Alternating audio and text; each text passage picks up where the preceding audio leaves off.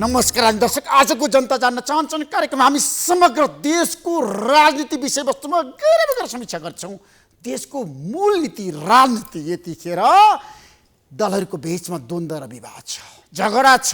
Nepal communist party UML पार्टीको कुरा गर्दाखेरि, विवादको कुरा गर्दाखेरि, त्यहाँ भित्रको आरोप प्रत्यारोपको कुरा गर्दाखेरि माधवकुमार नेपालले हिजो र आज आफ्ना पक्षका नेता र केन्द्रीय सदस्यहरूसँग छलफल गर्नुभयो र छलफलको निष्कर्ष चाहिँ निकाल्न सक्नु भएन। माधवकुमार नेपालले पनि उहाँले पनि एकतामै जोड दिनुभएको छ र भन्नुभएको छ सकेसम्म अन्तिम समयसम्म केपी शर्मा ओलीसँग सम्झौता गर्ने निष्कर्ष माधवकुमार नेपालले निकाल्नु भएको छ र माधवकुमार नेपालले कुनै पनि निर्णय गर्न सक्नु भएन।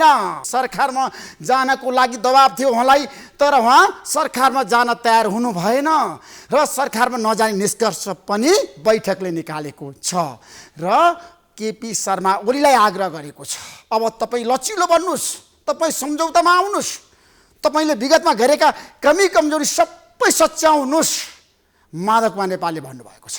र माधवकुमार नेपालले स्पष्ट रूपमा आज आफ्नो कुरा राख्नु भएको छ। म एकता विरोधी होइन, म एकताको पक्षमा छु, सकेसम्म म एकता नै गर्न चाहन्छु पार्टीभित्रै बसेर भनेर माधवकुमार नेपालले प्रतिक्रिया दिनुभएको छ।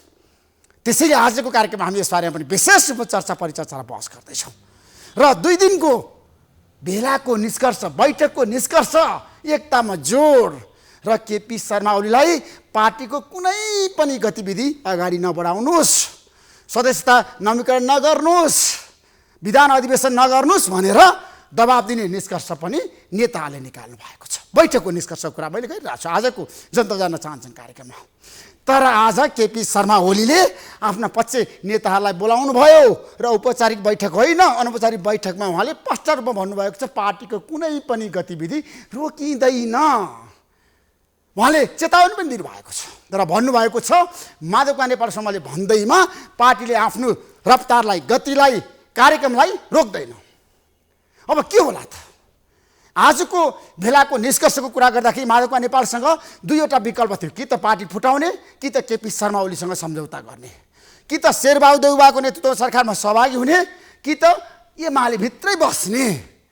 तर माधवकुमार नेपालले आज एउटा निष्कर्ष निकाल्नुभयो, केही समय एमाले भित्रै बस्ने, त्यहाँ नै बसेर सङ्घर्ष गर्ने। त्यसैले आजको कार्यक्रममा हामी यस बारेमा पनि विशेष रूपमा चर्चा गर्दैछौँ र आज हामी नेपाली कङ्ग्रेसको बारेमा पनि कुरा गर्न चाहन्छौँ। नेपाली कङ्ग्रेसका शीर्ष नेताहरू यतिखेर महाधिवेशन हुने हो कि नहुने हो दुविधामा छन्, अन्यलमा छन् र कङ्ग्रेसको कुनै पनि नेताले मुख खोलेको छैन महाधिवेशन हुँदैन भनेर। तर महाधिवेशन अब नहुने भएको छ कङ्ग्रेसको, त्यो सबैलाई थाहा छ। कङ्ग्रेसको महाधिवेशन भदौ 16बाट हुँदैन।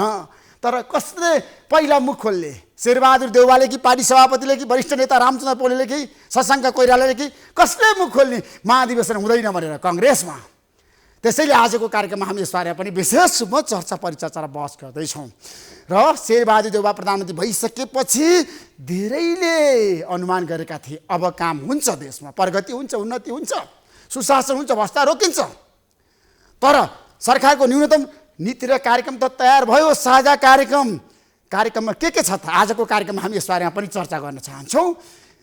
सरकार सञ्चालन गर्नको लागि सङ्घ, प्रदेश र स्थानीय तहमा राजनीति उच्चस्तरीय संयन्त्र बनाएर जाने, मन्त्रीहरूलाई आचार संहितामा बाँध्ने र मन्त्रीहरूको लागि 14 बुँदे आचार संहिता सार्वजनिक भएको छ। अब मन्त्रीहरूले भ्रष्टाचार गर्न नपाउने, मन्त्रीहरूले ढिलासुस्ती गर्न नपाउने, मन्त्रीले क्रियाशील भएर जनताको चाहना अनुसार काम गर्नै पर्ने र जनताको पक्षमा जहिले पनि मन्त्रीहरू लागि पर्नुपर्ने।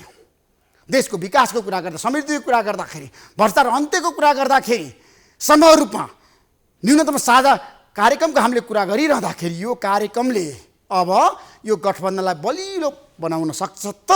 यो गठबन्धन साँच्चीकै शक्तिशाली भएर जान सक्छ त?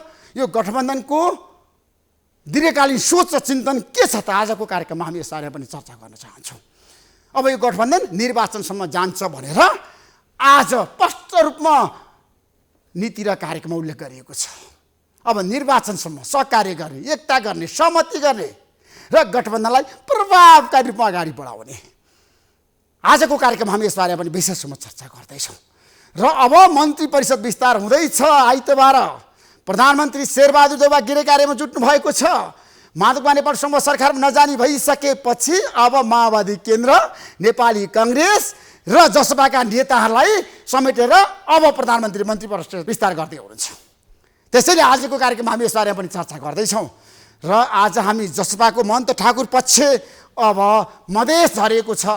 महन्त ठाकुर मधेसतिर, राजेन्द्र महतो मधेसतिर र मधेसतिर उहाँहरू किन जाँदै हुनुहुन्छ? मधेसमा फेरि पनि आन्दोलनको सम्भावना छ। अब मधेसी जनतालाई सडकमा उतार्ने महन्त ठाकुरको रणनीति हामी भोलिदेखि यसबारे पनि चर्चा गर्नेछौँ र आज हामी राजनीति विषयवस्तुमा गहिरो समीक्षा गर्न चाहन्छौँ। तपाईँहरू सबैलाई थाहा छ र कोरोनाको सङ्क्रमण पनि बढेको छ। अहिलेसम्म हाम्रो देशमा 10,000 नागरिकको ज्यान गयो कोरोनाको कारणले गर्दाखेरि। डरलाग्दो अवस्था छ, अझै पनि समस्याहरू छ। सबै तहको परीक्षा रोक्नुपर्छ भनेर हामीले भनेका थियौँ। आज स्वास्थ्य मन्त्रालयले पनि सिफारिस गरेको छ परीक्षा हुनै सक्दैन। कोरोनाको महामारीको बेलामा सबै तहको परीक्षा रोक्नको लागि यतिखेर सिफारिस भएको छ सिसिएमसीमा। अब के होला त? प्रधानमन्त्रीको नेतृत्वको यो समितिले कसरी काम गर्ला त सिसिएमसीले? आजको कार्यक्रममा हामी यसबारे पनि विशेष रूपमा चर्चा गर्दैछौँ। त्यसैले हामीसँग धेरै विषयवस्तु छन्। आजको जनता जान्न चाहन्छन् कार्यक्रममा म केही समयपछि आज तपाईँहरूको सामु वरिष्ठ पत्रकार पुरुषोत्तम दाहालसँग आउनेछु। प्रतीक्षा गर्नुहोस्। जनता जान्न चाहन्छन् कार्यक्रम हेरिरहनुहोस्। हाम्रो बिचमा अग्रज सञ्चारकर्मी, वरिष्ठ पत्रकार, सबैले जानेको बुझेको व्यक्तित्व हुन्छ पुरुषोत्तम दाहाल। तपाईँलाई म जनता जान्न चाहन्छन् कार्यक्रम स्वागत गर्न चाहन्छु। अब शेरबहादुर देउवा प्रधानमन्त्री बनेको आज 25 दिन, उहाँले मन्त्री परिषद विस्तार गर्न सक्नु भएन। सरकारको साझा न्यूनतम कार्यक्रम आज आयो बल्ल बल्ल बल्ल। तपाईँ यो अवधिमा शेरबहादुर देउवाको गतिविधिलाई कसरी विश्लेषण गर्नुहुन्छ? पहिलो कुरा त यो अत्यन्त असहज परिस्थितिमा निर्माण भएको यो सरकार भनेको, किनभने धेरै उतार चढाव यसले भोगिया छ भन्ने मेरो मान्यता छ। तर 25 दिनसम्म जुनसुकै कारणले भए पनि मन्त्री परिषद गठन नहुँदा मान्छेहरूमा एउटा निराशा सुरु भएको छ। किनभने 25 दिनसम्म मन्त्री परिषद गठन हुँदैन भने त्यसका भित्रका कारण थाहा हुँदैन। जस्तो हामी पत्रकार हौँ, प्रेसमा हामी अखबार निकाल्छौँ, प्रेसबाट मान्छेहरूलाई भित्र के दुःख हुन्छ भन्ने थाहा हुँदैन। बाहिर कस्तो क्वालिटीको प्रेस आयो, न्युज आयो, कस्तो खालको पेपर आयो भन्नेमा मान्छेको ध्यान हुन्छ। त्यस्तै गरेर उहाँहरूका भित्र गठबन्धनका समस्या होलान्। 3-4वटा गठबन्धन मिलाउनु पर्ने, अझ एमालेकै माधव नेपालजीहरूलाई चाहिँ खुसी पार्न प्रयत्न गर्नुपर्ने, सायद यी धेरै कारणहरू होलान् जसले यो ढिलो भइराखेको छ। तर मलाई लाग्छ यसले सार्वजनिक रूपमा राम्रो छवि प्रस्तुत गरेको छैन। तपाईँले चिनेको प्रधानमन्त्री शेरबहादुर देउवा कस्तो व्यक्तित्व आजको दिनमा यो देशको राजनीतिमा सहमति, सहकार्य, एकताको लागि सफल हो? होइन, उहाँले विगतमा पनि धेरै काम गर्नुभएको छ। यस्तो सहकार्यका कुराहरू गर्नुभएको छ। 52 सालमा पनि उहाँले कोलिसन गभर्मेन्ट मतलब गठबन्धनकै सरकार चलाउनु भयो उहाँले। अब त्यो बेलामा अलिकति त्यस्तै घटनाहरू अनेक घटे, त्यो आफ्नो ठाउँमा छ। त्यसपछि गएर उहाँले एकल नेतृत्व गरेको एउटा मात्रै सरकार चलाउनु भयो, चारचोटि मध्ये। उहाँले 59 सालमा 58 सालमा नेपाली काङ्ग्रेसको नेतृत्वमा उहाँले बहुमत उहाँले चलाउनु भयो। तर त्यो टिकाउन सक्नु भएन, टिकेन। अरूले पनि त्यसमा नटिक्नको निम्ति पर्याप्त केही गरे होलान्। त्यसपछिका दिनमा उहाँले जतिचोटि प्रधानमन्त्री हुनुभयो त्यतिचोटि उहाँ गठबन्धनको सरकार चलाइरहनु भएको छ र अहिले पनि उहाँ। तर धेरै दुर्घटना भएको छ नि उहाँ प्रधानमन्त्री हुँदाखेरि हाम्रो देशमा राजनीतिक रूपमा। होइन, यस्तो हो, त्यो चाहिँ परिस्थितिले पनि कतिपय त्यस्तो गराउँछ। दुर्घटना पनि हुनसक्छन्, हुनसक्छन्। 2052 सालमा उहाँ प्रधानमन्त्री बन्नुभयो, माओवादी जङ्गलमा गयो, सशद्रुन्दमा गयो। तर माओवादीकै कुरा गर्ने हो भने चाहिँ मेरो अलिक फरक धारणा छ। मैले माओवादीको अत्यन्तै तहगत रूपमा हेरेको छु। मलाई लाग्छ माओवादीभित्रको सूचना, त्यसभित्रको विश्लेषण, त्यसभित्रको जानकारीको कुरा गर्ने हो भने माओवादीकै नेताहरू पछि सबैभन्दा बढी जानकारी मसँग हुनसक्छ। त्यस कारणले म त्यो माओवादी आन्दोलनको पृष्ठभूमि किन भयो त्यो आदि इत्यादिको सन्दर्भ चाहिँ फरक हो। तर एउटा कुरा के निश्चित चाहिँ थियो भने त्यो विषयवस्तुलाई अलिकति नयाँ ढङ्गले मूल्याङ्कन गरेर हामी त्यो बेलामा जान सक्थ्यौँ। त्यो बेलाको सरकार तर अत्यन्त संक्षिप्त समय थियो। तपाईँलाई याद छ 2052 साल माघ 20 गते डाक्टर बाबुराम भट्टराईले चाहिँ 40 सूत्रीय माग प्रस्तुत गर्नुभयो। तर उहाँहरूको जनयुद्ध भन्ने नाउँमा म जनयुद्ध मान्दिनँ। मैले तपाईँलाई के सङ्केत गर्न खोजेको भन्दाखेरि अहिले फेरि मधेसमा आन्दोलन गर्ने भनेर महन्त ठाकुर मधेस ओर्लिनु भएको छ है। शेरबहादुर देउवा प्रधानमन्त्री बनेको आज 25 दिन अब राजनीतिको कुरा गरेको मैले, विगतको कुरा उहाँहरूले प्रतिनिधि पनि पठाउनु भएको छ कुन कुन जिल्लामा, कुन कुन सहरमा भनेर। त्यसले गर्दाखेरि राजनीति अब सहमतितिर जान्छ कि द्वन्द्व विवादतिर जान्छ त? होइन, हाम्रो नेपालको दुर्भाग्य हो ऋषि भाइ, नेपालको राजनीति हामीले 2046 सालपछि एउटा प्रयोग गर्दै गयौँ, सहमति राजनीति। पहिलो चरणमा हामीले आन्दोलनको निम्ति सहमति गऱ्यौँ, 46 सालमा आन्दोलनको निम्ति परिवर्तनको निम्ति सहमति भयो। तर त्यसपछिका चरणमा खास गरेर सहमति सहकार्यको जोड गर्दै 2062-63 को आन्दोलन भएर त्यो यता सहमतीय राजनीति प्रारम्भ भयो। तर प्रयोगको हिसाबले हेर्ने हो भने मलाई लाग्छ एकदमै कठिनतम स्थितिमा हामी छौँ र झन्झन द्वन्द्व अगाडि बढ्दैछ। शेरबहादुर प्रधानमन्त्री हुँदाखेरि हाम्रो देशमा सिस्टम पनि गएको छ। 2061 सालमा तत्कालीन राजा ज्ञानेन्द्र शाहले कु गर्नुभएको हो नि, होइन? अब शेरबहादुरको नेतृत्वमा देशमा छ नि एकदम विकासको कुरा गर्दा कायापलट हुन्छ त? तपाईँलाई विश्वास छ? विश्वास चाहिँ छैन, आशा त गर्न सकिन्छ। किनभने मेरो बुझाइमा हामीले 72 सालभन्दा पहिलाको राजनीति एक अवस्थाको थियो भने 72 पछिको राजनीति भनेको अहिलेको संविधानले निर्देशित गरेको राजनीति हो। त्यसकारणले यो संविधान अनुकूल उहाँहरू चल्नुभयो, संविधानलाई राम्ररी अगाडि बढाउन सक्नुभयो, यसका आधारमा चल्नुभयो भने राम्रो हुन्छ। उहाँले यो संविधानलाई पनि मिच्नुभयो, विधिका कुरा मिच्नुभयो भने मलाई लाग्छ उही हिजो जहाँ थियौँ हामी घुमिफिरी के रुमझटार उस्तै अवस्थामा हुनसक्छ अहिलेको गभर्मेन्ट पनि। प्रधानमन्त्री सफल हुनको लागि तपाईँले एकदम सञ्चारकर्मीको नाताले बताइदिनुहोस् के गर्नुपर्छ उहाँले? होइन, अब त्यो 1, 2, 3 भन्दा पनि मुख्य कुरो त अहिलेको कुरा गर्ने भने 3-4 कुरा गरे पुग्छ, ठुला कुरा गर्नु पर्दैन। अहिले सुरु पनि अलिकति चाहिँ भएको छ, म त्यसलाई हेर्छु। एउटा कुरा त कोभिडको कुरै हो, महत्त्वपूर्ण कुरा, जो आजको यो चाहिँ यो पत्रमा पनि उहाँले जारी गर्नुभएको छ। न्यूनतम साझा कार्यक्रममा आएको छ। सबैभन्दा ठुलो कोभिडबाट प्रतिरक्षा गर्ने कुरा गएको सरकारले एउटा एकदमै गम्भीर कुरा गर्यो, मान्छेको संवेदनालाई यसरी अप्ठ्यारोमा पार्यो र छुने कुरा गर्यो। त्यो कुरो के थियो भने हामीले चितामा मुर्दा पोल्नको निम्ति दाउराको राम्रो व्यवस्था गर्छौँ भनेर भन्नुभयो। गएको सरकारको सबभन्दा घटिया कुरा त्यो थियो। अहिलेको सरकारले ठिक्क त्यसको सट्टा जीवनको लागि हामी औषधि दिन्छौँ भनेर भन्यो भने औषधि दिन्छौँ भनेर भन्यो त हामी उत्पादन छैन, हामीसँग केही चिज छैन, सबै अन्त परनिर्भर छ, हामी सबैतिर सहयोग माग्नुपर्छ, खालि विश्वसनीयताको कुरा हो। त्यसकारणले पहिलो काम भनेको के हो भने चितामा जाने होइन, त्यहाँनेरि त्यो आगो लगाउने कुरा होइन, दाउराको कुरा होइन, हामी यो सरकारले औषधिको व्यवस्था गर्छ भनेर त्यो अभियान सुरु गर्यो भने पहिलो मान्छेको मन छुने काम र सम्भव हुने काम त्यो हुन्छ। अब त्यो काम गर्न सकेन भने पहिलो अलोकप्रियताको आरम्भ पनि ठिक यही कोरोनाबाट सुरु हुनसक्छ। एक दोस्रो कुरा मलाई लागेको कुरा प्राकृतिक विपत्ति छ, यत्रो भयानक सङ्कट मान्छेहरूले भोगिराखेका छ, उनीहरूलाई स्थायी रूपले बसोबासको प्रणाली नयाँ ढङ्गले विकास गर्ने परियोजना ल्यायो भने दोस्रो कुरा हुन्छ। र तेस्रो कुरा भनेको करप्सन, जुन नेपालको लागि महारोग हो, वास्तवमा कुष्ठरोग नै हो। यो करप्सनलाई उहाँहरूले कम गर्न, अथवा तपाईँले यदि 46 सालपछि 74 साल भनौँ न, अझ हिजो अस्ति केपी ओलीको समयसम्मको हिसाब गर्ने हो भने यो समयलाई तपाईँले मूल्याङ्कन गर्नुभयो भने करिब कति हुन्छ? 30-31 वर्ष हुन्छ। 31 वर्षभित्रको अनुशासनहीनता र भ्रष्टाचारलाई न्यूनतम गर्न अन्त्य गर्न सक्दैन, किनभने यो असम्भव कुरा हो अन्त्य गर्नु भनेको। तर यसलाई घटाउने मात्रै सक्यो भने हाम्रो देशमा अहिलेको अवस्थामा प्रधानमन्त्रीले गर्न सक्नुहुन्छ? प्रधानमन्त्री नेतृत्व हो नि, प्रधानमन्त्री भनेको त नेतृत्व हो नि। नेतृत्वले गर्न सकेन भने कसले गर्छ? जस्तो एउटा सामान्य कुरा, कुनै पनि सरकारले भ्रष्टाचार गर्न सकेन हाम्रो देशमा। नै न्यून गर्न। भ्रष्टाचार भनेको यस्तो हो, नेतृत्व सफल छ भने उसले धेरै कुरा नियन्त्रण गर्न सक्छ, चुनौती दिन सक्छ उसले। कतिपय प्रधानमन्त्रीहरूको समयको कुरा हेर्नुहोस् न, तपाईँ मनमोहनजीको कुरा हेर्नुहोस्, कृष्णप्रसाद भट्टराईको कुरा हेर्नुहोस्, उहाँहरूले त्यो बेलाका कुराहरू, इभन सुशील कोइरालाको विषयलाई हेर्नुभयो भने पनि तपाईँले यसलाई मूल्याङ्कन गर्न सक्नुहुन्छ। केही न केही उनीहरूसँग डराउँछ, कमसेकम प्रधानमन्त्री सोध्छ मैले यो गरेँ भने प्रधानमन्त्रीले हेरिरहनु भएको छ या म कारबाहीमा पर्छु भने एउटा भय सिर्जना गर्न सक्ने नेतृत्व भयो भने भ्रष्टाचार घट्छ। तर दुर्भाग्य के भने चाहिँ नेतृत्वमा बस्ने मान्छेहरू नै कमिसनको कुरा गर्ने, आफूलाई चाहिँ ल्याउने सक्षम मान्छेले त्यहाँ ठाउँ पाउँदैन, त्यो समस्या त्यो कसले पैसा दिन्छ त्यही मान्छे मन्त्री बनाउने होइन। अब त्यो चाहिँ त उहाँले लिने र दिनेलाई थाहा होला, अब हामीलाई थाहा छैन। तर बाहिर सार्वजनिक रूपमा अनेक हल्लाहरू चल्छन्। अब त्यसमा जस्तो आयोगहरू, जिम्मेदार संयन्त्रहरू छन्, ती जिम्मेदार संयन्त्रहरू त्यही ढङ्गले सक्रिय भयो भने मलाई लाग्छ सरकारको नेतृत्व अहिले तपाईँ भन्नुहोस् न, अहिले शेरबहादुरजीकै चर्चा चलिराखेको छ प्रधानमन्त्रीको रूपमा।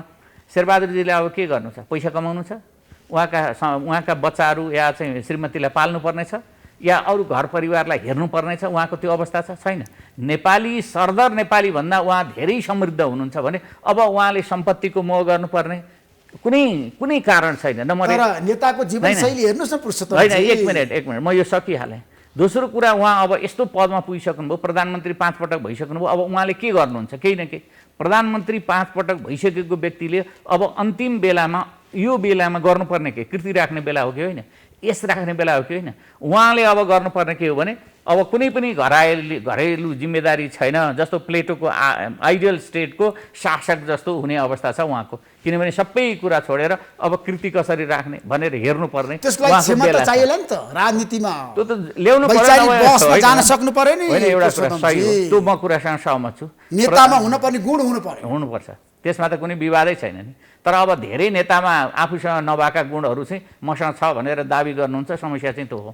नेता सरल हुनु पर्यो, बिल्कुलै जनताप्रति उत्तरदायित्व र जिम्मेवारी सँगै भएर व्यक्ति स्वार्थमा त माथि उठ्नु पर्यो, परिवार मोहबाट उसले छ नि बिदा लिनु पर्यो, माथि उठ्नु पर्यो, नाक कुण्डलीबाट मुक्त हुनु पर्यो। हाम्रो देशका नेताहरूमा सम्भव छ नि, होइन? त्यो त विल पावर भन्छ त्यसलाई। त्यो इच्छा शक्ति जब हुन्छ त्यो बेलामा उहाँहरूसँग हुन सक्छ। सबै मोह त्याग्नु पर्यो क्या, पारिवारिक व्यक्तिगत स्वार्थ सबै। अब त्यो चाहिँ त हामीले त्यत्रो आदर्श परिकल्पना मैले नै भनिराखेको छु नि, उहाँहरूको लागि अब गर्नुपर्ने के छ? मैले भने नि अहिले प्रधानमन्त्री शेरबहादुर देउवा हुनुहुन्छ, उहाँका लागि सम्पत्ति कमाउनु छैन, परिवार पाल्नु छैन, अब योभन्दा माथि पद छैन। अब राष्ट्रपति हो, त्यो एक्टिभ हुँदैन। त्यो राष्ट्रपति भनेको सेरेमोनियल हो, हाम्रो राष्ट्रपति भनेको संविधानले। अब शेरबहादुरजीको लागि प्राप्ति के छ?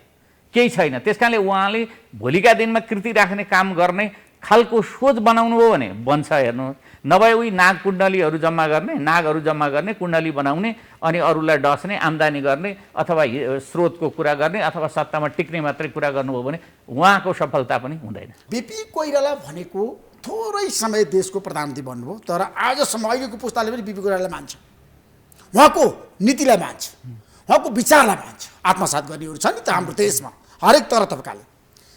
फेरि पनि अब शेरबहादुर देउवा भनेको बिपी कोइरालाको दाँजोमा पुग्नुहुन्छ भनेर प्रधानमन्त्रीकै सचिवालयबाट प्रतिक्रियाहरू आउन थाले, भिडियोहरू आउन थाले। यो कतिको सान्दर्भिक होला? नै त्यो चाहिँ अति हास्यास्पद। म चाहिँ हाँस्छु त्यस्तो कुरा देखेर। र प्रधानमन्त्रीको छविलाई यसले मद्दत गर्दैन। नेपालमा बिपी कोइरालाको तुलना गरेर कुनै पनि नेताले दाबी गर्ने अवस्था छैन। किनभने बिपी कोइराला भनेको बिपी कोइराला हो। उहाँ विचारको र व्यवहार दुइटैको त्रिवेणी भनिन्छ नि, सङ्गम बिन्दु हो उहाँ, त्यो मध्यबिन्दु हो उहाँको विचार मात्रै होइन, नीति मात्रै होइन, व्यवहार सबभन्दा विचित्र थियो। मैले त बिपी कोइरालासँग हिँडेका मान्छे। म 2036 सालमा पत्रकारिता गर्दा बिपीसँग सँगसँगै रिपोर्टिङ गर्न म उहाँसँग उहाँको कार्यक्रमहरूमा सँगै हिँडेको, एउटै टिममा, एउटै गाडीमा, अनि एउटै प्लेनमा हिँडेर म उहाँसँग सँगै एउटै घरमा उल्लो पल्लो कोठा बसेर म उहाँका व्यवहारहरू पनि हेरेको मान्छे। म बिपीसँग तुलना गर्न आजका कुनै पनि नेताहरू बिपीसँगको तुलनामा एक छेउमा पनि पुग्नुहुन्न। हाम्रो देशमा अब बिपी कोइराला भनेको जननायक हो, जनताको नेता हो। अब शेरबहादुर देउवालाई पनि बिपी कोइराला बनाउने त्यो भ्रम कसैले नपाल्दा त्यसको बारेमा कडा टिप्पणी पनि गर्नुभएको छ। एकदम मैले आज फेसबुकमा पनि हेरेको थिएँ उहाँले गरेको टिप्पणी। वास्तवमा त्यो अतिरञ्जना हुन्छ। कसैलाई के हुन्छ भने राम्रो मान्छेलाई तपाईँले त्यसको सीमाभन्दा बढी, जस्तो पुरुषोत्तम दाहाल संसारभरि जान्दछस् कसैले भन्यो भने मलाई उडाउने बाहेक केही कुरा पनि होइन। त्यस कारणले मेरो सीमा जे हो, ऋषिबाईको सीमा जे हो, त्यो सीमासम्म जसलाई भन्दा पनि हुन्छ। त्यो सीमाभन्दा अतिरञ्जना गर्यो भने त्यो उपहास मात्रै हुन्छ। त्यस कारणले प्रधानमन्त्रीजीको चाहिँ त्यस्तो खालको भिडियो मैले फेसबुकमा अरूले धेरैले कमेन्ट गरेको हेरेँ मैले सामाजिक सञ्जालमा। यदि त्यस्तो भिडियोहरू छन् भने मलाई लाग्छ त्यसलाई हटाएर त्यसलाई स्वस्थ एउटा प्रचारको आधार बनाउनु उपयुक्त हुन्छ, नत्र भने यसले राम्रो चाहिँ गर्दैन। मलाई पनि लागेको कुरा प्रधानमन्त्री शेरबहादुर देउवाको प्रेस सल्लाहकार बन्ने चर्चा पनि छ नि। अब यो चाहिँ हल्ला, वास्तविकता के हो? अब यो पुरुषोत्तम दाहालका हल्ला कहिलेकाहीँ म तपाईँलाई एउटा रमाइलो कुरा सुनौँ। म 31 सालदेखि नेपाली कङ्ग्रेससँग छु, नेविसँगबाट जोडिएर आएको। अहिले कति वर्ष भयो? 47 वर्ष भयो। मैले 31 साल यता नेपाली कङ्ग्रेसका सबै नेताहरू जो मसँग सम्बद्ध छन् सबैलाई म राम्रो चिन्छु। तर गजब र सौभाग्यशाली म केमा छु भने उहाँहरू कसैले पनि मलाई चिन्नुहुन्न। त्योभन्दा राम्रो कुरा नाम पनि बिर्सिनुहुन्छ होला। तपाईँ अहिले गएर सोध्नुहोस् त पुरुषोत्तम दाहालको हो भने के अरे थियो भनेर भन्नुहुन्छ। ल सोध्नुहोस् गएर। त्यस कारणले यो भ्रममा हामी नपरौँ। त्यसो भए तपाईँ पत्रकारिता छोडेर प्रधानमन्त्री सल्लाहकारतिर जाने सम्भावना छ कि नै। पहिला पहिला त्यो सम्भावना छ कि छैन भनेर त सम्बन्धित ठाउँबाट भन्नु पर्यो नि, अनि पो थाहा हुन्छ त। त्यसपछि नै निर्णय गरिन्छ। तपाईँलाई विश्वास मात्रै गर्न सक्छ नि त। नै त्यो त भन्न सक्नुहुन्छ। जस्तो म माग्न जान्न, सबैभन्दा ठुलो कुरा मेरो के हो भने म सांसद पनि हुन सक्थेँ होला, म माग्न गइनँ। म अरू नियुक्तिहरू खोज्न जान्थेँ होला, माग्न गइनँ। मलाई बोलाएर एकचोटि किशुनजीको समयमा, किशुनजी प्रधानमन्त्री हुनुहुन्थ्यो, किशुनजीले नै मलाई बोलाउनु भयो र के भन्नुभयो भने तपाईँले चाहिँ मलाई सहयोग गर्नुहोस् भन्नुभयो। वास्तवमा किशुनजीको चुनावको प्रचारमा म र पूर्णजी गएको थियौँ वीरगन्जमा। अनि उहाँले मलाई बोलाएर भन्नुभयो। अनि पूर्णजी चाहिँ संसार मन्त्री हुनुभएको थियो। अनि पूर्णजीले पनि के भन्नुभयो भने लु बसौँ, यो सहयोग गरौँ किशुनजीलाई सफल पार्न भनेपछि म मिडिया एडभाइजर, त्यो बेलामा गभर्मेन्टको मिडिया एडभाइजर भएर म सञ्चार मन्त्रालय बसेका थिएँ। एउटा थियो, उहाँहरूले, मैले मागेर होइन। सेकेन्ड टाइम के भयो भने म राष्ट्रसभाको चेयर भएँ। सेकेन्ड टाइम सरकारी मैले खाएको भनेको त्यो पनि 10 महिना, दुइटै त्योभन्दा बढी मैले बसिनँ। परिस्थितिले प्रतिकूल अवस्थाहरू, राजनीतिक अवस्था सिर्जना भयो। त्यसपछि पनि फेरि के भन्नु भने शेरबहादुर दाइ प्रधानमन्त्री हुनुभयो, हामी दाइ नै भन्ने अब हाम्रो यो प्रचलन छ कि गलत हो। मलाई उहाँले नै भन्नुभयो तिमी त्यहाँ जाऊ सहयोग गर भनिसकेपछि अनि जेपी गुप्ता चाहिँ सञ्चार मन्त्रीजी हुनुहुन्थ्यो, उहाँले होइन तपाईँ बस्नुपर्छ आउनुहोस् भन्नुभयो। मैले गएर 8-9 महिना सहयोग गर्थेँ। मैले माग्न गएको छैन, म आज पनि माग्न कतै जान्न। त्यस्तो अवस्थामा अब यहाँ माग्नेहरूको कति लस गर्छ। ऋषिभाइ त थाहा पाउनुहुन्छ, तपाईँ सधैँ रिपोर्टिङमा जानुहुन्छ, लिडरसिपहरूसँग जानुहुन्छ, प्रेस कन्फरेन्समा जानुहुन्छ, भेटघाट हुनुहुन्छ। त्यहाँ गएर लस्कर लाग्नेहरूको कति ठुलो पङ्क्ति छ। अनेक नामधारीहरू त्यहाँ पुगिसक्नु भएको छ काङ्ग्रेस भएर, काङ्ग्रेसको वृत्तमा बसेर सबभन्दा शुभेच्छुक भएर। अब उहाँहरूको त्यो कुण्डली, त्यो ब्यारियर क्रस गरेर, त्यो पर्खाल नागेर पुरुषोत्तम दाहाललाई कसले हेर्छ त्यहाँबाट र ऋषिभाइ कताबाट चर्चा चल्नु भने? त्यसो भए मलाई के बताउनु भन्दाखेरि अब सरकारले यो देशको चाहिँ जनताको चाहना पुरा गर्न सक्छ? मलाई यस्तो हो, आशा चाहिँ गर्नुपर्छ। हेर्नुहोस्, मैले अघि नै भने नि आशा गर्नुपर्ने कुरा हो। अझै त्यो त देखाउनु पर्यो। जस्तो एउटा कुरा चाहिँ अहिले जस्तो स्वास्थ्य मन्त्रालयबाट जे जति अहिले त्यो चाहिँ मैले दुईटा कारणले गरेको।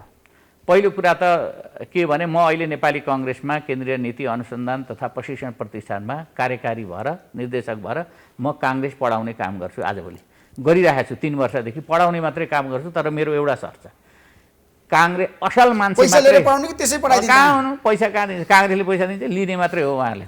काङ्ग्रेसका मान्छेहरूलाई लिने कुरा जान्नु भएको छ, दिने कुरा जान्नुहुन्न, संस्थागत जिरो छ। मैले यो भने काङ्ग्रेसका साथीहरू नेतृत्वमा सुध्रेको छ। अब त्यो चाहिँ भगवान् जाने, मैले सोधेको छैन, उहाँहरूको व्यवहार मैले देखाएको छैन। त्यस कारणले मेरो खालि एउटै कुरा छ, असल मान्छे हुनुपर्छ भनेर म पढाउँछु। मेरो पुरा उभिएर मैले पढाउने। शेरबहादुरजीदेखि रामचन्द्रजीसम्म मेरो क्लासमा उहाँहरू सहभागी हुनुभएको छ। मैले असल काङ्ग्रेस हुनको निम्ति के आधारहरू चाहिन्छन् भनेर म पढाउँछु, मैले भन्ने गरेको छु र त्यसरी जानुहोस् भन्छु। मेरो आफ्नो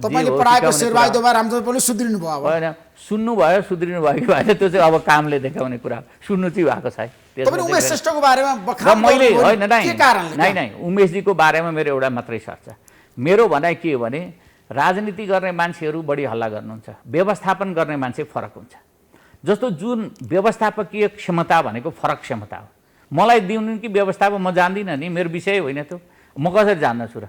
तर उमेशजीलाई मैले व्यक्तिगत भनेको होइन, मैले एउटा प्रवृत्तिको कुरा गरेँ हूँ। उमेशजीलाई प्रतीक मात्रै मैले बनाएको छु। तपाईँले यदि त्यो लेख पुरा पढ्नुभयो भने मैले जे लेखेको छु त्यो मैले लेखेँ भने उहाँ व्यवस्थापक हो, त्यस कारणले राम्रो व्यवस्थापन गर्नु होला अहिलेको अप्ठ्यारो बेलामा भनेर मैले भने हूँ। अरू कहाँ गणितहरू कता जोडिन्छन् त्यो मेरो चरसराको विषय होइन। गोविन्द केसीले आज वक्तव्य जारी गर्नुभयो, उमेश श्रेष्ठलाई नहटाएसम्म अब हेर्नु एउटा कुरा होइन, गोविन्द केसीजीलाई म बडो सम्मान गर्छु, तर म उहाँका धेरै कुरासँग म सहमति राख्दिनँ। पहिलो दिनदेखि म असहमत हुने मध्ये म पनि हुँ। यहाँ धेरै हामी हावामा हल्ला गर्छौँ, धेरै मान्छेहरूलाई एकैचोटि फुलाएर मान बनाएर हामी प्रकट गर्छौँ। हाम्रो समाज कस्तो छ भने जति नकारात्मक कुराहरू हुन्छन् त्यतातिर मान्छे दौडिन्छन्। गोविन्द केसीजीले भन्नुभयो होला, अरूले पनि भने होलान्, काङ्ग्रेसभित्रैबाट कतिले क्षमा याचना गरे होलान्, यो राख्नु हुँदैन भने होला।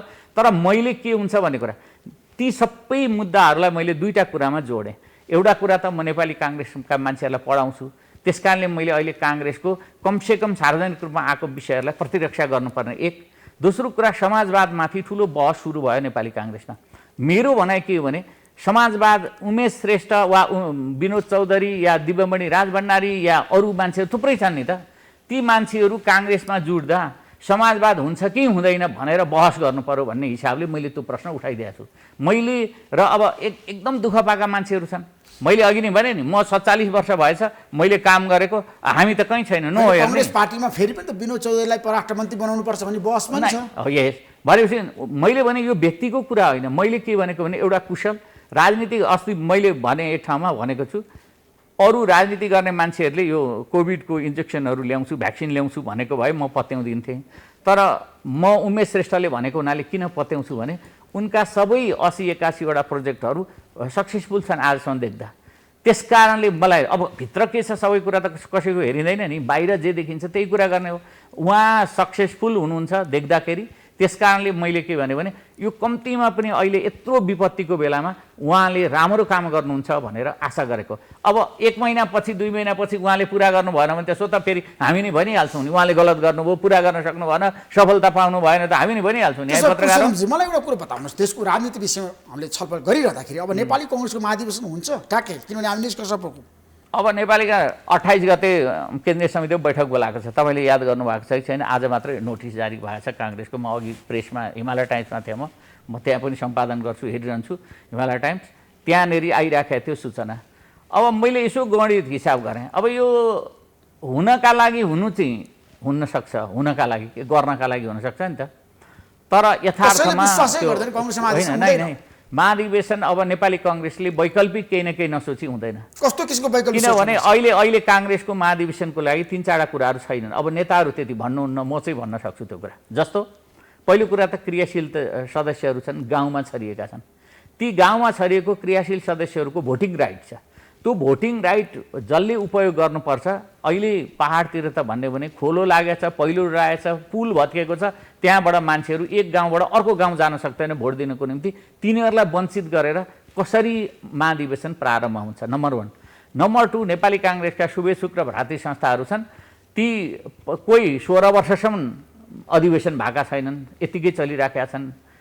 कोही 7 वर्ष 10 वर्ष भइसकेका छन्, कोही 5 वर्ष 6 वर्ष नआइसकेका छन्। 2टा या 3टा राष्ट्रिय मगर सङ्घ र अरू 2-3टा मात्रै नेपाली काङ्ग्रेसका भ्रातृ र शुभेच्छुक संस्थाहरू वैधानिक छन्। ट्रेड युनियन कङ्ग्रेस अनि अर्को शिक्षक सङ्घ, यी वैधानिक छन्। तर बाँकी जति कमसेकम 150-200 कतिजना प्रतिनिधिहरू भएर आउँछन्, ती तिनको वैधानिकताको प्रश्न काङ्ग्रेसमा उठ्न सक्छ। मैले किन यो उठाइदिएँ भने अब गरेका छैनन्। नेपाली जनसङ्घर्ष समिति छ, विदेशमा धेरैवटामा छ, कति जम्मा 34 वटामा छ। 34 वटा मध्ये कतिको चाहिँ अहिलेसम्म पनि भएको छैन, अधिवेशन भएको छैन। अब त्यो भोटर पनि आउनुपर्छ सहभागी हुन। अब गर्ने के काङ्ग्रेसले? कि त ती सबै जसले अधिवेशन गरेका छैनन् तिनीहरूको प्रतिनिधित्व अस्वीकार्य छ भनेर घोषणा गर्न सक्नु पर्यो। यो 2टा अब्स्ट्याकल छन्। तेस्रो कुरा म तपाईँलाई बताऊँ, महाधिवेशन हुन के चिज चाहिन्छ? महाधिवेशन हुन राजनीतिक प्रस्ताव तयारी गर्नु पर्यो। अब यो 15-20 दिनमा कसले त्यो प्रस्ताव तयार गर्न सक्छ? हावादारी प्रस्ताव राखेर त हुँदैन। नेपाली काङ्ग्रेस सत्तामा छ, उसले प्रस्ताव लेख्नु पर्यो। दोस्रो कुरा, स्वागत समिति बनेको छैन, व्यवस्थापन समिति बनेको छैन। 5000 मान्छे त सहभागी हुन्छन्, प्रतिनिधिहरू। 5000 भन्दा माथि अरू 5000 हेर्ने होलान्। तिनीहरूलाई बसोबासको व्यवस्था कहाँ गर्ने? आवास कहाँ हुने? भेन्यु कहाँ? काठमाडौँभित्र गर्ने भनेको छ। 5000 मान्छे अटाउने यो बर्खामा कुन ठाउँ छ? अनि त्यसपछि तपाईँले अहिले अतिथिहरू सहभागी हुने, कतिवटा अतिथिहरू आउने, कहाँबाट आउने, तिनीहरूलाई मेलिङ कति भएको छ? केही कुरा अहिलेसम्म 0 छ। त्यस्तो अवस्थामा महाधिवेशन भयो भनेर 2-4 जना नेता जम्मा गरेर नेगोसिएसन गर्ने बाहेक के को महाधिवेशन? तपाईँलाई के लाग्छ? अब हेर्नुहोस्, मैले एउटा शब्दमा भनौँ है, म यसलाई माधव कुमार नेपाललाई हिजो अस्ति अन्तिम मात्रै म शब्द वाक्य निकाल्छु ल। माधव कुमार नेपाललाई नेकपा एमालेका अध्यक्ष पूर्व प्रधानमन्त्री केपी ओलीजीले एउटा शब्द प्रयोग गर्नुभयो, एउटा गम्भीर आरोप लाउनुभयो, घोषणै गर्नुभयो उहाँले। माधव नेपाल भनेको देशद्रोही हुन्। तपाईँकोमा यहाँ धेरै एमालेका नेताहरू आएर बहस गरेको म सुनिरहन्छु, रेगुलर सुन्छु म बेलुका ठ्याक्कै 8 बजेको कार्यक्रम। धेरैले भन्नुभएको छ। अब मेरो प्रश्न छ, देशद्रोही हुँ है म, तर तिमीसँग एकता गर्छु भनेर माधव नेपालजी उहाँसँग जाने कि? त्यो देशद्रोही हो, तर पनि म चाहिँ अहिले पार्टी जोगाउनको निम्ति माधव नेपालसँग म एकता गर्छु भनेर केपी ओलीले भन्ने हो। त्यो शब्द यदि उहाँहरू त्यसको विश्लेषण गर्नुहुन्न, त्यसको गम्भीरतालाई बुझ्नुहुन्न भने उहाँहरूलाई के भन्नुपर्ने हुन्छ भने माधव नेपाललाई आरोप लगाउने र चाहिँ एकता वार्ताको निम्ति तयार हुने केपी ओलीसँग उहाँहरू एकताको कुरा गर्ने भने सिङ्गो एमाले के हुन्छ? सिङ्गो एमालेलाई के भन्ने? देशद्रोही भन्ने?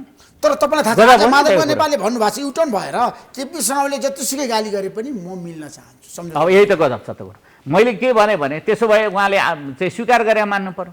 किन मान्नु पर्यो भने देशद्रोही भनेर भनेको कुरा त गम्भीर हो। त्यो पनि पूर्व प्रधानमन्त्री पार्टीको अध्यक्ष यो ऋषि धमला या पुरुषोत्तम दाहालले लगाएको अभियोग त होइन नि, अरू आम नागरिकले लगाएको अभियोग त होइन नि। उहाँ त प्रधानमन्त्री भएको, कम्तीमा पनि 5 वर्ष प्रधानमन्त्री भएको एमालेको अध्यक्षले माधव नेपाललाई लगाएको अभियोग हो। त्यसमा त बोल्नु पर्यो नि, के हो भनेर उहाँहरू दुइटैले बोल्नु परेन। अब यसैका आधारमा उहाँहरूको एकता हुने कि नहुने भन्ने कुरा तय हुन्छ। थ्याङ्क यू सो मच पुरुषोत्तम दाहालजी। हस्, धन्यवाद। समय दिनुभयो, तपाईँलाई म धेरै धेरै धन्यवाद दिन चाहन्छु। ल हस्, धन्यवाद।